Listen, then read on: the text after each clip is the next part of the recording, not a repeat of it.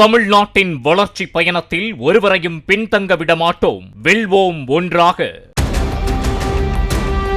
கோவை கல்லூரி மாணவி கூட்டு பாலியல் பலாத்கார வழக்கில் செல்போன் உரையாடல் மற்றும் தடயவியல் நிபுணர்களின் முழு ஆய்வறிக்கை அடங்கிய 270 பக்க கூடுதல் குற்றப்பத்திரிகையை பீளமேடு போலீசார் தாக்கல் செய்தனர். இந்த வழக்கு கோவை மகளிர் நீதிமன்ற நீதிபதி முன்பு விசாரணைக்கு வந்த நிலையில் கைது செய்யப்பட்டுள்ள மூவரும் நீதிபதி முன்பு ஆஜர்படுத்தப்பட்டனர். வரும் 21ஆம் தேதிக்கு வழக்கை ஒத்திவைத்த நீதிபதி அன்றைய தினம் மூவரையும் மீண்டும் ஆஜர்படுத்த உத்தரவிட்டார்.